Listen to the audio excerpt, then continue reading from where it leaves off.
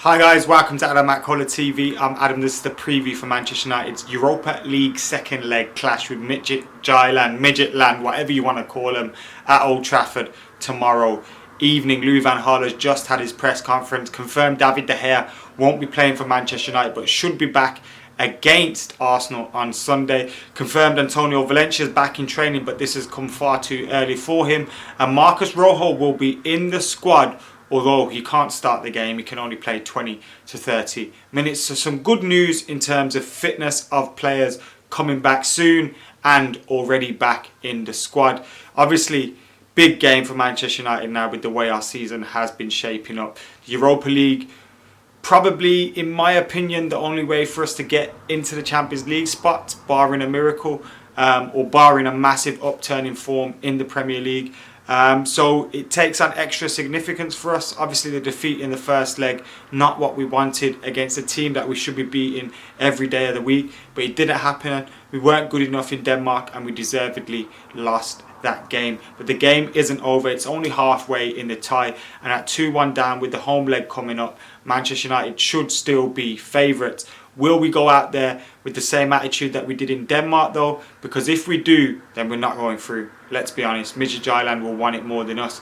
And if that happens, then bad news for Manchester United, bad news for our players, bad news for Louis van Gaal, and bad news for our fans, because we'll have to sit there through another 90 minutes of turgid football. We were a little bit better against Shrewsbury, although it was against Shrewsbury, and our squad will have a lot of younger players involved. You're looking at the likes of Varea, Borthwick Jackson, Riley, Will Keane, Will Keane's out injured after picking up the groin injury. Marcus Rashford was training today as well. There's quite a few other players involved with the first team at the moment. So that's great for their experience, but obviously when you're throwing in all these youngsters, you never know what kind of performance you can expect on any given day.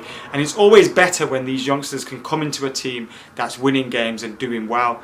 Haven't had the chance to do that with them this season, and some of them have been thrown in at the deep end.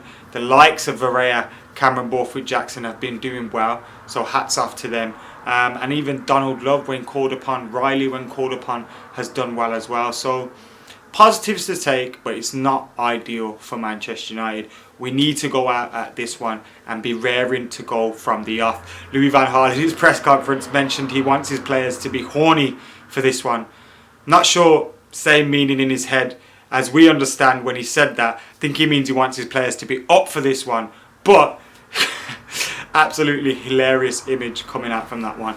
And I hope the players are up for it. Against Shrewsbury, we were playing with a better tempo in our play and we won the ball back quicker, albeit against lesser opposition. Against Midtjylland, we'll need to do the same again. Need to take the same attitude into that game, a professional attitude. I was watching an interview with Arsene Wenger the other day, and he mentioned something about it's easier for him to get his players up for a game against Barcelona than it is against Hull, because they're expected to beat Hull, they're not expected to beat Arsenal. And the same can be said with Manchester United. When you got games against teams that are below you, or lesser, smaller teams, with all due respect to them, like Midtjylland and like Shrewsbury, there's one of two ways it can go. It can go like it did in Denmark, where we lost the game, deservedly so. We're out-thought, out-fought, out-battled all over the park, and we lost the game 2-1. Or you can approach it like we did in Shrewsbury on Monday night, professional from the off, get the job done and take off some players and give them some rest. But I'm hoping United come out like we did against Shrewsbury and get the victory. It'd be nice to get another Europa League away as well. Well, I say Europa League, European away, rather it be in the Champions League and not the Europa League. But you can't have everything you want in life, hey? What kind of team will we see? I was happy with Schneiderlin and Herrera starting the other day, but whether we start those two again with the Arsenal game coming up, it remains to be seen. We'll obviously have Sergio Romero in goal. I'd go with Varea at right back again, Cameron Borthwick Jackson at left back, then I'd go with Smalling and Blind at the heart of our defence. In midfield, play Schneiderlin and then take him off early doors.